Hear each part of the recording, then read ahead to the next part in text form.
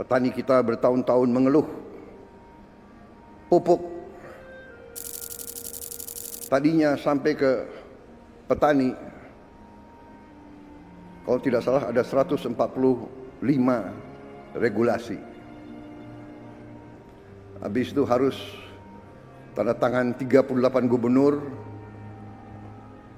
kemudian 500 kepala daerah dan berapa belas kementerian kita potong dari pabrik langsung ke kelompok petani. Tidak ada lagi muter sampai nggak jelas ujungnya di mana. Lantas, bagaimanakah fakta di lapangan?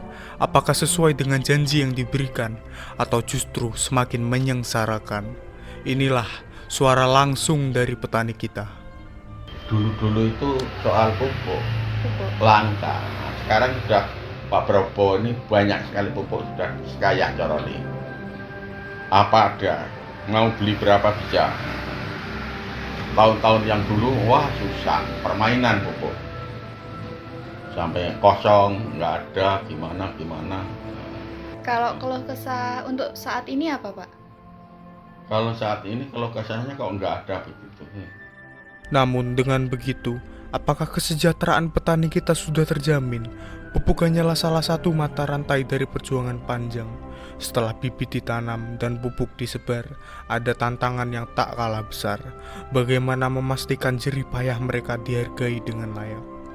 Apa yang biasanya Bapak lakukan setelah padi selesai dipanen? Apakah dijual langsung, ditebaskan secara lokal, atau disalurkan ke Bulog? Enggak, saya salurkan ke Bulog, saya jual langsung. Mengapa Bapak lebih memilih ditebaskan secara lokal? Itu langsung dibayar, nggak ada macam-macam. Kalau ada persyaratan, kalau di Bulog kan ada persyaratan banyak. Siapa yang menentukan harga gabah atau beras yang dibeli Bulog, dan sejauh mana harga itu menguntungkan petani? Harga gabah yang dibeli oleh Bulog itu ditentukan oleh pemerintah.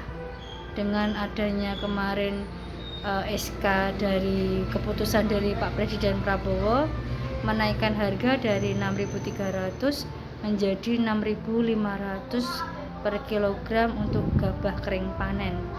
Harga gabah atau HPP itu harga pembelian pemerintah untuk gabah itu menguntungkan petani.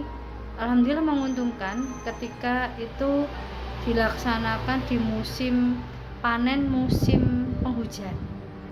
Untuk kesejahteraan, kalau hasilnya bagus ya jos ya, segalanya bisa.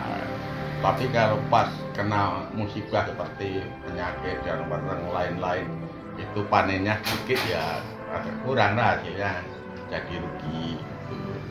Menurut Ibu, mengapa Bulog penting bagi keberlangsungan hidup petani dan stabilitas pangan nasional? Bulog penting itu ada dua, yang saya tahu ada dua alasan.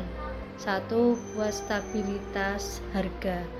Bulog menjaga harga beras dan harga gabah sehingga itu tidak merugikan petani. Jadi menjaga kestabilitasan harga seperti itu.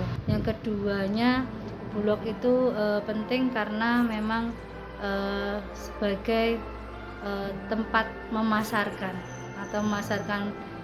hasil panen. Jadi petani tidak perlu khawatir lagi untuk memasarkan hasil panennya. Program yang digulirkan sejak Prabowo menjabat membawa dampak positif bagi para petani. Mereka mengakui akses terhadap pupuk kini lebih mudah dibandingkan sebelumnya. Namun, kesejahteraan petani tidak sepenuhnya bergantung pada kemudahan itu saja. Dalam prakteknya, sebagian petani lebih memilih menjual gabah ke tengkulak lokal dibandingkan ke Bulog, dengan alasan yang sederhana, pembayaran yang langsung dan tanpa syarat. Meski Bulog hadir sebagai institusi yang bertugas menjaga kestabilitasan harga dan ketahanan pangan, mekanisme dan proses yang berbelit dianggap kurang berpihak kepada kecepatan kebutuhan petani di lapangan. Saya ingatkan pengusaha-pengusaha, ya, kau boleh untung tapi jangan mencekik petani-petani kita. Daripada kau cekik, lebih baik saya cekik kau.